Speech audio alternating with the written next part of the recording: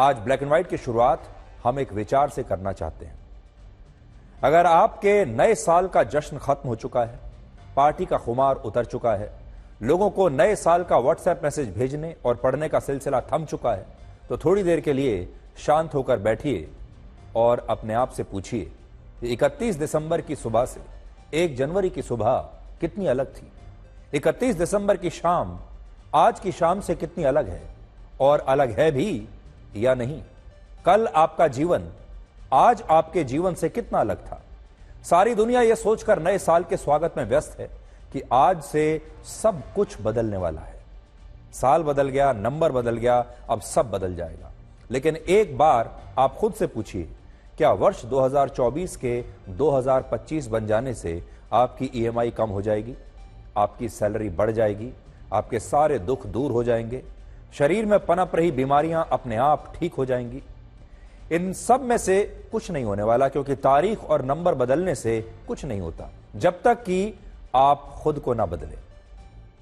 आज बहुत सारे लोग ज्योतिषियों के पास गए होंगे ये पूछने के लिए कि उनका नया साल कैसा रहेगा, लेकिन क्या आप जानते हैं कि ये सारे बदलाव आपके अपने हाथ में हैं, और ये तब तक नहीं बदलेंगे जब तक आप खुद को नहीं बदलते।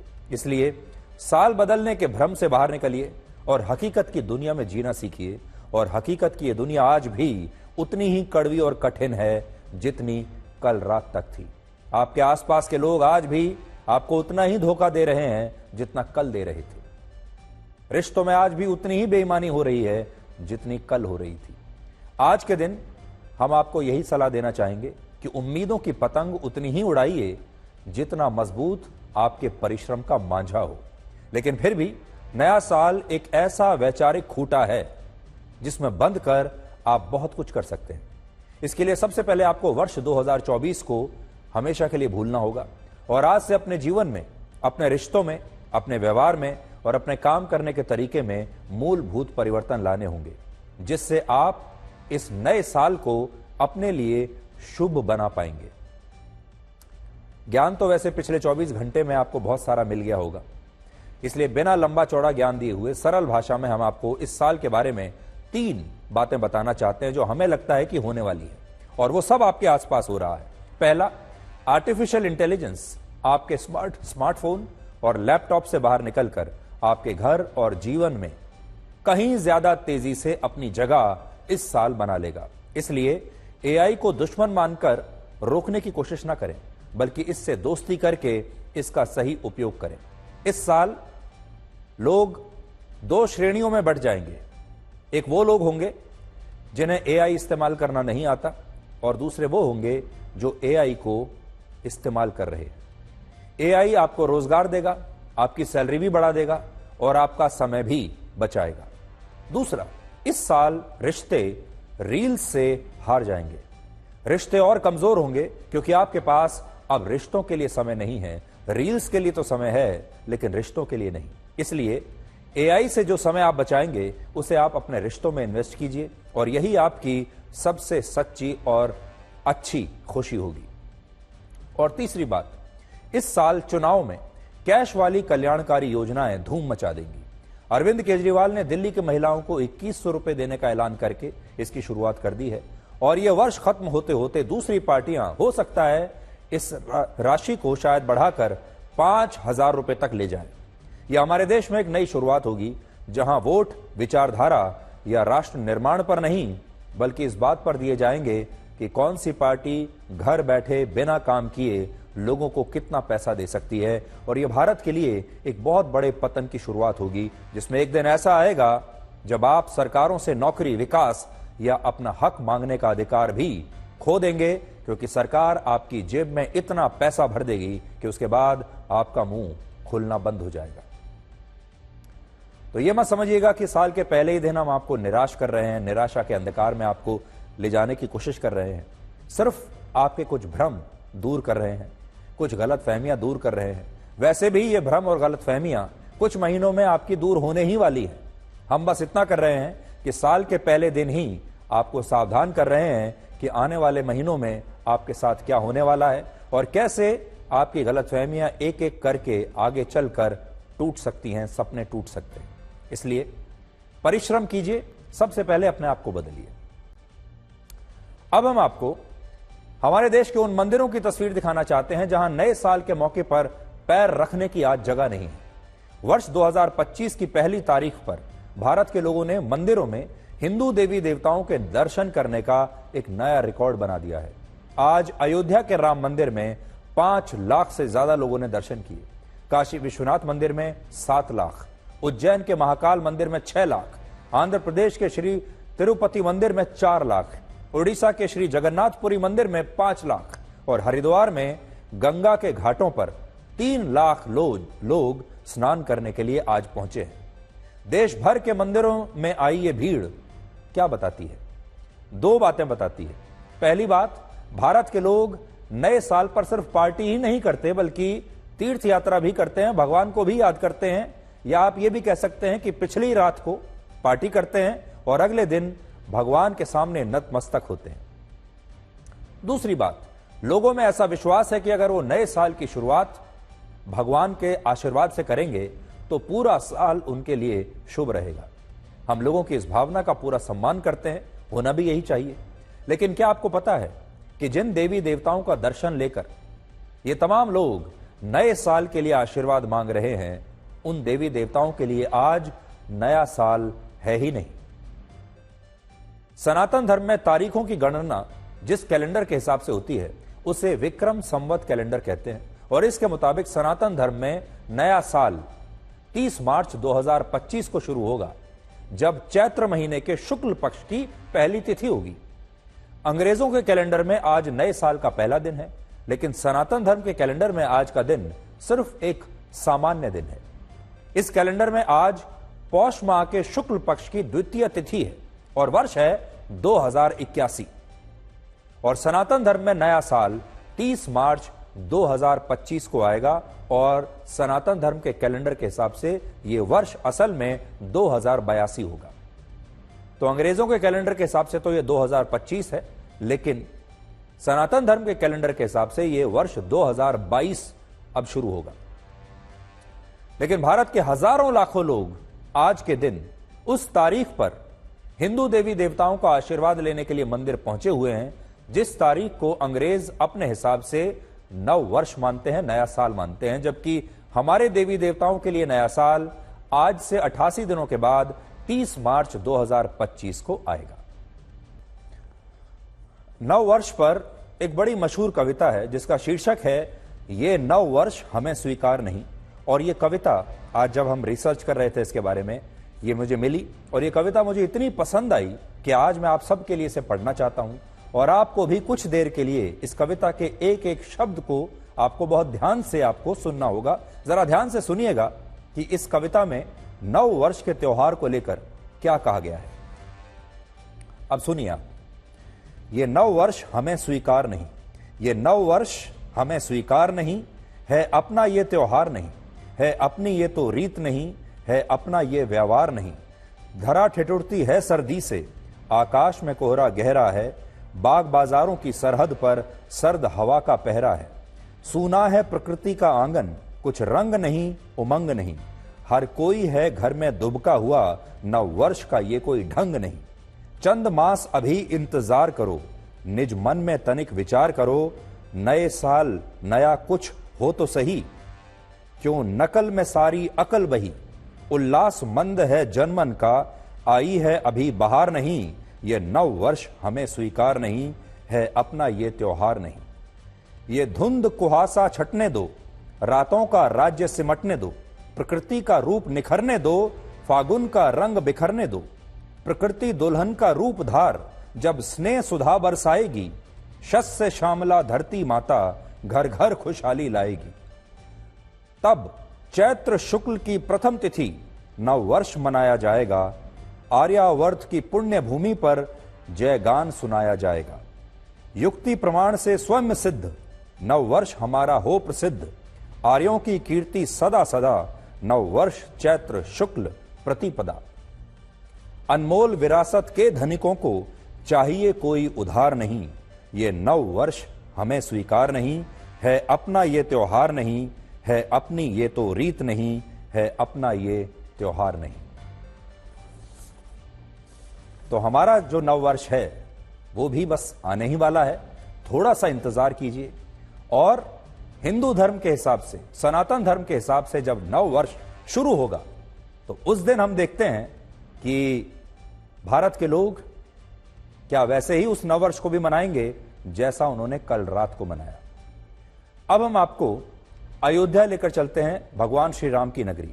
जब लोकसभा के चुनाव में बीजेपी फैजाबाद सीट से चुनाव हार गई थी, तब विपक्षी पार्टियों ने दावा किया था कि देश के लोगों ने अयोध्या के नवनिर्मित राम मंदिर में आना बंद कर दिया है और मंदिर आने वाले श्रद्धालुओं की संख्या अब बहुत कम हो गई है। लेकिन आज ही नए साल के मौके पर ये आंकड़े आए हैं कि अयोध्या के राम मंदिर ने भीड़ के मामले में ताजमहल को भी पीछे छोड़ दिया है। इस साल ताजमहल का दीदार करने वाले लोगों की संख्या 16 करोड़ 70 लाख रही, जबकि अयोध्या के राम मंदिर में दर्शन करने वाले लोगों की संख्या 18 करोड़ 10 लाख रही और यह संख्या ताजमहल के मुकाबले 1 करोड़ 40 लाख ज्यादा है। भारत के अब तक के इतिहास में पहली बार ऐसा हुआ है जब ताजमहल से ज्यादा लोग किसी मंदिर का दर्शन करने के लिए आए हैं। इस सूची में काशी विश्वनाथ मंदिर भी है, जहां वर्ष 2024 में 8 करोड़ 30 लाख, आंध्र प्रदेश के तिरुपति मंदिर में 2.5 करोड़, अमृतसर के स्वर्ण मंदिर में 3 करोड़ और अजमेर शरीफ की दरगाह में 73 लाख लोग आए। यहां हम आपको यह भी बताना चाहते हैं कि ये आंकड़े पूरी तरह से अभी स्पष्ट नहीं हैं और ये अलग अलग अनुमानों पर आधारित हैं। लेकिन बड़ी बात यह है कि अयोध्या में जिस राम मंदिर के खिलाफ ये झूठ फैलाया गया कि यह मंदिर अब खाली पड़ा है, लोग इसे बीजेपी और प्रधानमंत्री मोदी का बनाया हुआ मंदिर मानते हैं, उस मंदिर में इस साल ताजमहल से ज्यादा लोग भगवान श्री राम के दर्शन करने आए और ये ऐसे नेताओं को जो इस तरह का दुष्प्रचार कर रहे थे उनके लिए एक बहुत बड़ा जवाब है। हमारे देश में नए साल के मौके पर यह बताने की परंपरा रही है कि सिडनी के ओपेरा हाउस, न्यूयॉर्क के टाइम स्क्वायर या दुबई के बुर्ज खलीफा पर नए साल का किस तरह से स्वागत किया गया। लेकिन लगातार दूसरे साल ऐसा हुआ है जब दुनिया के मीडिया में इस बात की चर्चा हो रही है कि भारत में नए साल का स्वागत अलग अलग स्थानों पर गंगा आरती के साथ हुआ है। सोचिए कितनी बड़ी बात है कि जब दुनिया ने रात के अंधेरे में नए साल का जश्न मनाया, तब भारत में नए साल का स्वागत सुबह सूर्य की पहली किरणों के साथ हुआ और गंगा नदी के तट पर हजारों दिए प्रज्वलित किए गए। इससे भी यह पता चलता है कि सनातन धर्म सबसे ज्यादा सहनशील है, जो दूसरी संस्कृतियों के साथ सहज रहता है, उन्हें अपनाता है और उनके साथ बहुत ही आसानी के साथ घुल मिल जाता है। अब हम आपको उन भारतीयों के बारे में बताएंगे जिन्होंने नए साल पर सबसे ज्यादा शराब पीने का एक नया रिकॉर्ड बना दिया। कर्नाटक में नए साल के मौके पर 308 करोड़, तेलंगाना में 402 करोड़, केरल में 108 करोड़ और उत्तराखंड में 15 करोड़ रुपए की शराब की बिक्री हुई। इसी तरह अनुमान है कि उत्तर प्रदेश में 600 करोड़, दिल्ली और उसके आसपास के इलाकों में 400 करोड़ रुपए की शराब की बिक्री हुई है। इसके अलावा ऑनलाइन डिलीवरी एप्स पर भी सबसे ज्यादा बिक्री ऐसे सामानों की हुई कल के दिन, जिन्हें उत्तर भारत के लोग शराब के साथ खाया जाने वाला चखना कहते हैं। यानी चखने की बिक्री ऑनलाइन ऑर्डर्स में सबसे ज्यादा थी। और अब हम आपको जो आंकड़े बताएंगे उनसे आप ये समझ पाएंगे कि 31 दिसंबर को भारत के बहुत सारे लोग क्या कर रहे थे। अगर ऑनलाइन डिलीवरीज के नजर से देखें तो लोगों ने ऑनलाइन क्या ऑर्डर किया 31 दिसंबर को।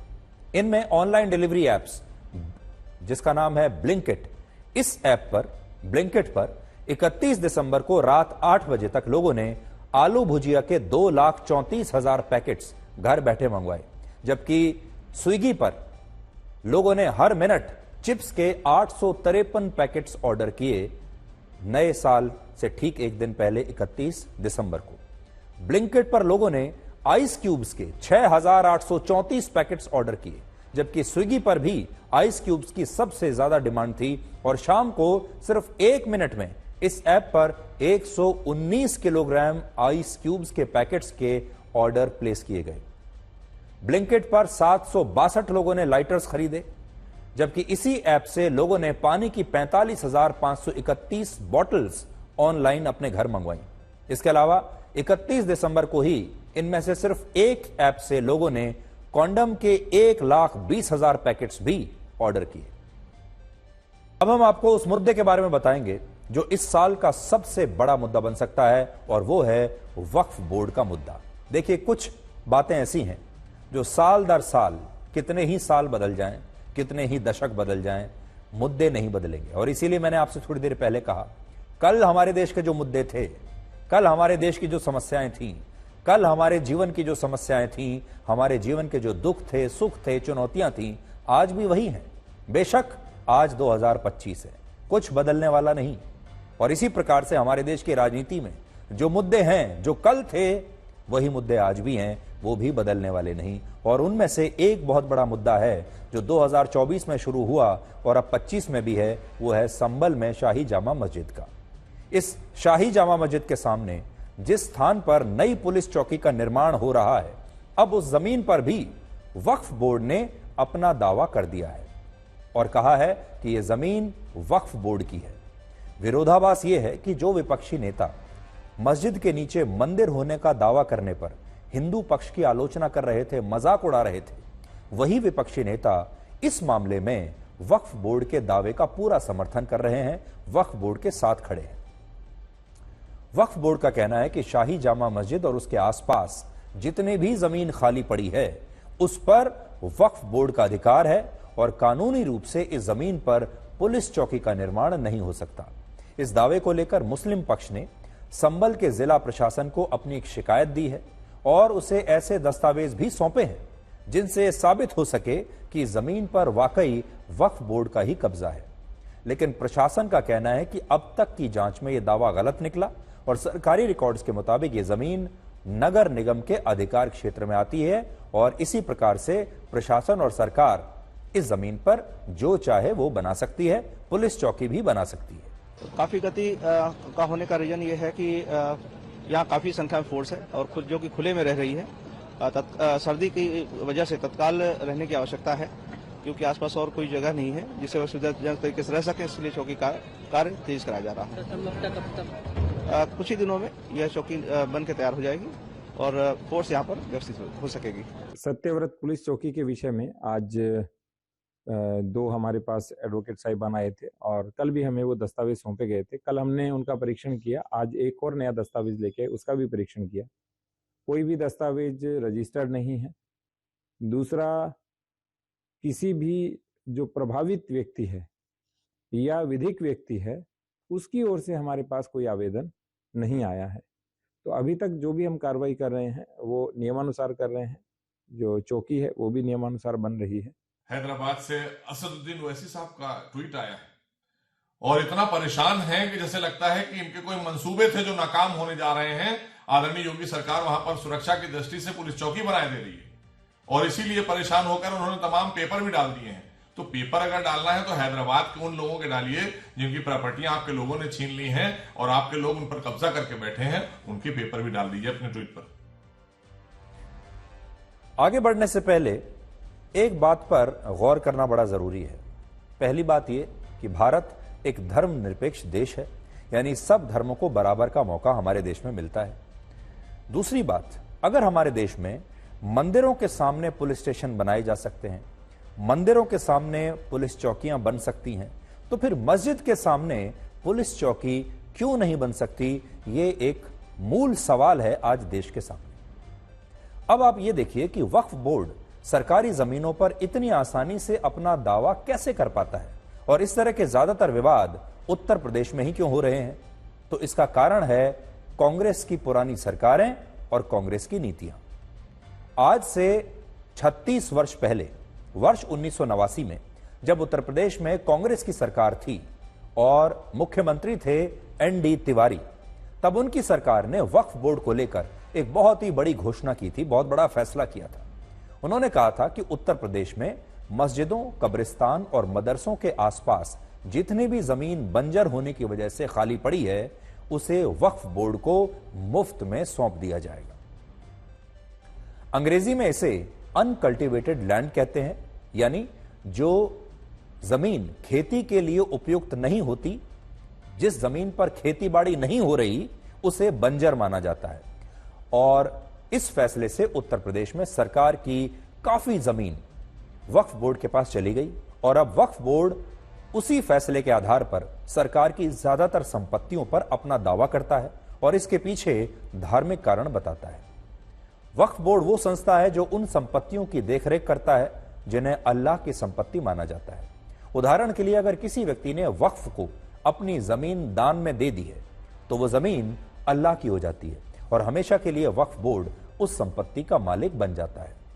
और अगर वक्फ बोर्ड को लगता है कि कोई सरकारी जमीन पहले किसी जमाने में उसके द्वारा इस्तेमाल हुआ करती थी तो उस पर भी वो अपना दावा कर सकता है। और यही वजह है कि आज देश में न जाने कितने ऐसे मामले हैं जिनमें लोगों की निजी संपत्तियां, सरकारी जमीन, नगर निगम की बिल्डिंग्स, पार्क, तालाब और यहां तक कि अदालतों की जमीन पर भी वक्फ बोर्ड अपना दावा कर चुका है। वर्ष 2013 में भी केंद्र में यूपी की सरकार ने यह कानून बनाया था कि वक्फ बोर्ड अगर किसी जमीन पर अपना दावा करता है तो उसी व्यक्ति को अदालत में साबित करना होगा कि यह जमीन उसकी है, ना कि वक्फ बोर्ड को। यानी अगर आपकी जमीन है और उस पर वक्फ बोर्ड दावा पेश कर दे कि यह जमीन वक्फ बोर्ड की है तो यह साबित करने की जिम्मेदारी आपकी होगी कि यह जमीन आपकी है, वक्फ बोर्ड की नहीं है। इनमें भी सबसे ज्यादा विवाद उत्तर प्रदेश में सरकारी जमीनों को लेकर होता है, क्योंकि उत्तर प्रदेश में कांग्रेस की 36 साल पुरानी सरकार ने बंजर भूमि के एक बड़े हिस्से को वक्फ बोर्ड को तोहफे में दे दिया था।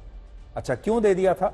इसका एक कारण यह भी था कि वर्ष 1989 में ही उत्तर प्रदेश के विधानसभा के चुनाव होने थे जिनमें कांग्रेस बाद में हार गई थी और उसके बाद से उत्तर प्रदेश में आज तक कांग्रेस कभी सत्ता में नहीं लौटी है। लेकिन उस समय मुस्लिम आबादी को खुश करने के लिए कांग्रेस की सरकार ने यह बड़ा कदम उठाया और कांग्रेस को लगा कि अगर हम वक्फ बोर्ड को ये सारी जमीन दे देंगे तो राज्य के सारे मुसलमान खुश हो जाएंगे, वो हमें वोट दे देंगे और हम अगली बार भी चुनाव जीत सकते हैं। क्योंकि ये सारी जो पार्टियां हैं असल में ये मुसलमानों को एक वोट बैंक मानती हैं, उससे ज्यादा कुछ नहीं। अब अगर इस जमीन को वक्फ बोर्ड को दे दिया जाता है उससे एक आम भारतीय मुसलमान की जिंदगी पर क्या असर पड़ेगा, इसके बारे में ये सरकारें नहीं सोचती और उन्हें लगता है कि बस इतने एक सांकेतिक फैसले से देश के मुसलमान खुश हो जाते हैं और फिर वो उस पार्टी को वोट दे देते हैं। सितंबर 2022 में उत्तर प्रदेश के मुख्यमंत्री योगी आदित्यनाथ ने इस फैसले को रद्द कर दिया था जो एनडी तिवारी ने 36 साल पहले लिया था। लेकिन इसके बावजूद यह विवाद लगातार बढ़ रहा है और इसीलिए हमने आपसे कहा कि यह इस साल का सबसे बड़ा राजनीतिक मुद्दा बन सकता है।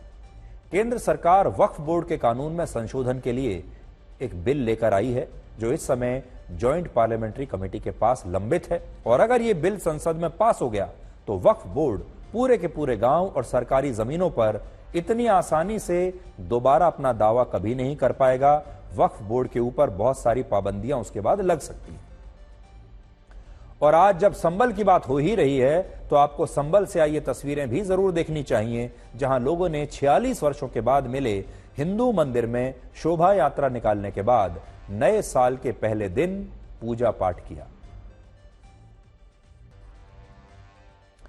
अब हम आपको यह बताएंगे कि क्या जिस तरह लोकसभा चुनाव में अरविंद केजरीवाल ने मुख्यमंत्री योगी आदित्यनाथ और प्रधानमंत्री मोदी के बीच दरार पैदा करने की कोशिश की थी, क्या ठीक उसी से अब वो दिल्ली के विधानसभा चुनाव में आरएसएस और बीजेपी के बीच एक दरार पैदा करना चाहते हैं? अरविंद केजरीवाल आरएसएस प्रमुख मोहन भागवत का हालचाल पूछ रहे हैं, उन्हें प्रणाम कर रहे हैं। अरविंद केजरीवाल ने आरएसएस प्रमुख मोहन भागवत को एक चिट्ठी लिखी है और उनसे कहा है कि आरएसएस को दिल्ली में बीजेपी के लिए वोट मांगने से पहले कुछ जरूरी सवालों के जवाब देने होंगे और ये सवाल कौन से हैं ये उन्होंने इस चिट्ठी में लिखा है। मैं जरा चिट्ठी आपको पढ़कर सुनाता हूं और देखिए अरविंद केजरीवाल की बड़ी दिलचस्प चिट्ठी है आरएसएस प्रमुख मोहन भागवत जी को। आदरणीय मोहन भागवत जी, प्रणाम। तो केजरीवाल जी भागवत जी को प्रणाम कह रहे हैं। मैं आशा करता हूं आप स्वस्थ होंगे। मीडिया में खबरें चल रही हैं कि आरएसएस दिल्ली चुनावों में बीजेपी के लिए वोट मांगेगी, क्या यह सही है? इसके पहले लोग आपसे जानना चाहते हैं कि पिछले दिनों बीजेपी ने जो गलत हरकतें की हैं, क्या आरएसएस उनका समर्थन करती है? पहला, बीजेपी के नेता खुलकर पैसे बांटकर वोट खरीद रहे हैं, क्या आरएसएस वोट खरीदने का समर्थन करती है? दूसरा, बड़े स्तर पर गरीब, दलित, पूर्वांचली और झुग्गी में रहने वालों के वोट कटवाने का प्रयास किया जा रहा है, जबकि ये लोग कई सालों से यहां रह रहे हैं। क्या आरएसएस को लगता है कि ऐसा करना भारतीय जनतंत्र के लिए सही है? क्या आपको नहीं लगता कि बीजेपी इस तरह भारतीय जनतंत्र को कमजोर कर रही है? और फिर अरविंद केजरीवाल के हस्ताक्षर है नीचे और उन्होंने ये प्यारी सी चिट्ठी भेजी है डॉक्टर मोहन राव भागवत जी को, जो सर संचालक हैं राष्ट्रीय स्वयंसेवक संघ। नागपुर के पते पर यह चिट्ठी भेजी गई है और अरविंद केजरीवाल उनसे कुछ सवाल पूछ रहे हैं। आपको याद होगा 3 महीने पहले भी केजरीवाल ने मोहन भागवत जी को एक चिट्ठी लिखी थी और उनसे 5 सवाल पूछे थे, जिनमें एक सवाल प्रधानमंत्री मोदी के रिटायरमेंट को लेकर था। और अब उन्होंने फिर से एक दूसरे मुद्दे को लेकर मोहन भागवत जी को एक नई चिट्ठी लिखी है और इसके 3 अर्थ हो सकते हैं। पहला, ये चिट्ठी आरएसएस और बीजेपी के रिश्ते पर एक तंज है और शायद ये बताने की कोशिश है कि बीजेपी संघ की मदद से ही हमेशा चुनाव जीतती है और इस बार दिल्ली में भी संघ जो है वो बीजेपी के लिए वोट मांगेगा। दूसरा, ये बीजेपी और आरएसएस के रिश्तों में दरार पैदा करने की एक कोशिश भी हो सकती है, जैसा पहले उन्होंने केंद्रीय नेतृत्व और योगी आदित्यनाथ के बीच एक दरार पैदा करने की कोशिश की थी उत्तर प्रदेश के मामले में। और तीसरी बात, ये चिट्ठी अरविंद केजरीवाल का एक पब्लिसिटी स्टंट भी हो सकती है। केजरीवाल जानते हैं कि वो लोगों का ध्यान अपने मुद्दों की तरफ कैसे खींच सकते हैं और कैसे अपने आप को खबरों में बनाए रख सकते हैं। हालांकि कांग्रेस का कहना है कि अरविंद केजरीवाल को संघ का समर्थन हासिल है और इस बात को बीजेपी भी जानती है। आरएसएस को क्यों लिख रहे हैं आप? ये ऐसा है, ये क्योंकि पहले भी ये कह चुके हैं कि इनके संघ से संबंध थे इनके पिताजी के। जब इंडिया अगेंस्ट करप्शन हुआ था तो उसमें आरएसएस का सीधे सीधे इनके साथ दोस्ती थी। तो केजरीवाल देर सवेर अपनी जो असली है, जो आरएसएस के बेसिक एजेंट हम जिसको कहते हैं, वो बाहर निकल आता है। आपने देखा होगा कुछ समय पहले मोहन भागवत जी ने कहा था कि कांग्रेस वाले भी संवाद करना चाहें, तो हमने सीधे सीधे कहा कि आप सांस्कृतिक संस्था हो, दूसरी आपकी ऐसी विचारधारा है, हमारा आपके बीच में कोई संवाद नहीं हो सकता। ये क्यों संवाद कर रहे हैं? एक तरफ तो कहते हैं कि इनकी जो मानसिकता है, इनकी विचारधारा जहरीली है, देश के एंटी है, फिर आप उनको सवाल लिखते हैं। तो होता क्या है कि जब आदमी जो अंदर से, हम लोग जो कहते हैं ना, जो एक बार संघी है वो जिंदगी भर संघी रहता है। नया साल शुरू हो चुका है और इस साल जो सबसे बड़ा चुनाव जिस पर पूरे देश की नजरें होंगी वो है दिल्ली का विधानसभा चुनाव, जो बस कुछ ही दिनों में शुरू हो जाएगा। और अरविंद केजरीवाल पूरी मेहनत से, पूरे परिश्रम के साथ इस चुनाव पर अपना ध्यान लगाए हुए हैं। कभी वो 2100 रुपए की सौगात लेकर आते हैं दिल्ली की महिलाओं के लिए, कभी फ्री हेल्थ इंश्योरेंस दे रहे हैं दिल्ली के बुजुर्गों के लिए, कभी पुजारियों के लिए नए अलाउंस का ऐलान कर रहे हैं, कभी आरएसएस को ये चिट्ठी लिख रहे हैं। और वो जानते हैं कि हर रोज कैसे दिल्ली में एक नया मुद्दा लेकर आना है। तो अगर आप देखेंगे तो इस बार दिल्ली के विधानसभा चुनाव में सबसे ज्यादा सक्रिय अरविंद केजरीवाल नजर आ रहे हैं। ऐसा लगता है उनके सारे फैसलों को देखकर कि उनका रोड मैप बिल्कुल तैयार है। वो जानते हैं कि सोमवार को उन्हें क्या करना है, मंगलवार को कौन सी घोषणा करनी है, बुधवार को कौन सा नया विवाद खड़ा करना है, उसके अगले दिन उन्हें कौन सी चिट्ठी लिखनी है, और इसी तरीके से वो काम कर रहे हैं। लेकिन अगर आप देखें अभी तक उनके सामने बीजेपी अभी बिल्कुल मौन है। ना तो बीजेपी ने अपने उम्मीदवारों की घोषणा की है अभी तक, ना बीजेपी ने अपने मुख्यमंत्री पद का कौन चेहरा होगा उसके बारे में बताया है, ना बीजेपी ने अपनी कोई रणनीति लोगों के सामने अभी तक रखी है। बीजेपी बिल्कुल मौन है। क्या करने वाली है, इसके 2 ही कारण हो सकते हैं। एक, बीजेपी बिल्कुल अहम समय पर आकर दिल्ली के लोगों को कोई बहुत बड़ा सरप्राइज देगी जिससे अरविंद केजरीवाल भी हैरान रह जाएं। और दूसरा, बीजेपी की कोई रणनीति है ही नहीं, इसलिए बीजेपी चुप बैठी है। कांग्रेस पार्टी भी कुछ खास कर नहीं पा रही। लेकिन बीजेपी को अगर यह चुनाव जीतना है तो उसके लिए कांग्रेस पार्टी का दिल्ली में बेहतर प्रदर्शन करना बहुत आवश्यक है। कांग्रेस पार्टी जितने ज्यादा वोट काटेगी, यानी जितना अच्छा प्रदर्शन कांग्रेस करेगी दिल्ली में, उतना फायदा बीजेपी को मिलेगा, क्योंकि कांग्रेस आम आदमी पार्टी के ही वोट काटने वाली है। इसलिए बीजेपी को सबसे पहले कांग्रेस को मजबूत करना चाहिए अगर उसे दिल्ली का चुनाव जीतना है तो। अब हम आपको नए साल के मौके पर तालिबान और पाकिस्तान की सेना के बीच चल रही आतिशबाजी दिखाएंगे। एक जमाने में पाकिस्तान ने ही तालिबान को पैदा किया था और आज उसी तालिबान की सेना पाकिस्तान में घुसकर उसकी सेना पर हमले कर रही है। और यह सारा घटनाक्रम 21 दिसंबर को शुरू हुआ था, जब तहरीक तालिबान ने पाकिस्तान में सेना की कई चौकियों पर हमला किया, जिनमें उसके 16 सैनिक मारे भी गए। इसके बाद पाकिस्तान की वायुसेना ने 24 दिसंबर को उसके पक्तिका प्रांत में तालिबान के ठिकानों पर एयर स्ट्राइक की और 46 लोगों को मौत के घाट उतार दिया। उस समय पूरी दुनिया यही सवाल पूछ रही थी कि क्या तालिबान के आतंकवादी पाकिस्तान की इस एयर स्ट्राइक का जवाब दे पाएंगे। तो तालिबान ने अब इस हमले का इतना भयंकर जवाब दिया है कि पाकिस्तान की पूरी सेना शायद चिंता में पड़ गई है। तालिबान की अफगान तालिबान फोर्सेस ने यह दावा किया है कि उसने पाकिस्तान के कई सैन्य ठिकानों को अपना निशाना बनाया है, जिसमें उसके 19 सैनिकों की मौत हो गई और तालिबान की सेना पाकिस्तान के हमले का मुंह तोड़ जवाब इस समय दे रही है। अमेरिका की सेना 20 वर्षों तक पाकिस्तान में रहकर भी इसलिए तालिबान को खत्म नहीं कर पाई क्योंकि पाकिस्तान ने तालिबान को अपने देश में शरण दी थी, सारी सुविधाएं दी थी और ट्रेनिंग दी और हथियार भी दिए। तालिबान का प्रमुख और अफगानिस्तान का मौजूदा सुप्रीम लीडर हिब्तुल्ला अखुंदजादा को भी पाकिस्तान ने ही अपने यहां पर शरण दी थी। लेकिन अब इसी सुप्रीम लीडर की सेना पाकिस्तान की सेना पर लगातार हमले कर रही है और जिस आतंकवादी संगठन को पाकिस्तान ने यह सोचकर पाल पोस कर बड़ा किया कि ये उसके इशारों पर काम करेंगे और भारत में आतंकवाद फैलाने में मदद करेंगे, अब वही तालिबान पाकिस्तान के लिए ही एक बहुत बड़ी चुनौती बन गया है। पाकिस्तान के लिए ये तस्वीर बेहद शर्मनाक है। वो फौज जिसके जनरल अब तक के सारे युद्ध हारने के बाद भी सीने पर मेडल का मेला सजाए घूमते हैं, उसकी खिल्ली किसी देश की सेना नहीं, तहरीक तालिबान नाम का आतंकी संगठन उड़ा रहा है। टीटीपी के लड़ाके जहां ये जश्न मना रहे हैं, वो पाकिस्तान का इलाका है। ये पाकिस्तान के खैबर पख्तूनख्वा के बाजौर के सालार जई क्षेत्र का सैन्य बेस है। यहाँ पाकिस्तानी फौज के जवान तैनात हैं।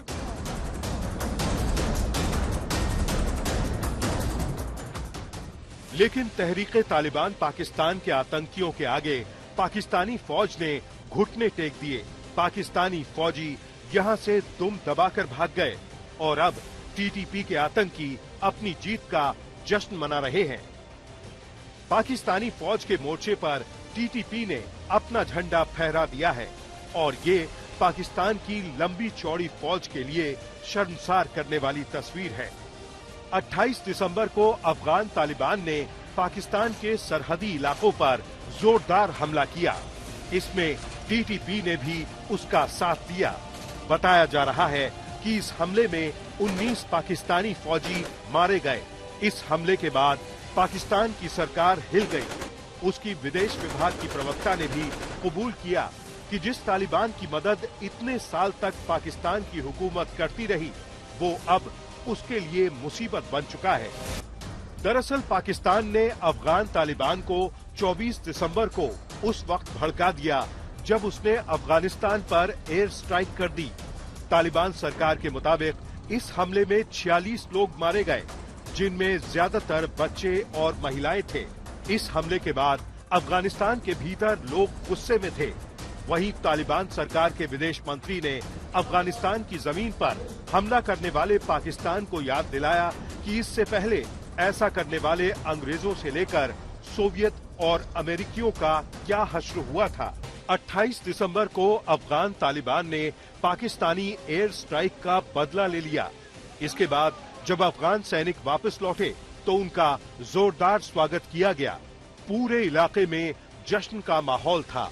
पाकिस्तान ने सपने में भी नहीं सोचा होगा कि जिस तालिबान की उसने मदद की, आज वो उसके सैनिकों की मौत पर जश्न मना रहा है। अब सवाल ये कि पाकिस्तान और अफगान तालिबान के बीच रिश्ता जंग के मोड़ तक कैसे पहुंचा, तो कहानी यहाँ से शुरू होती है।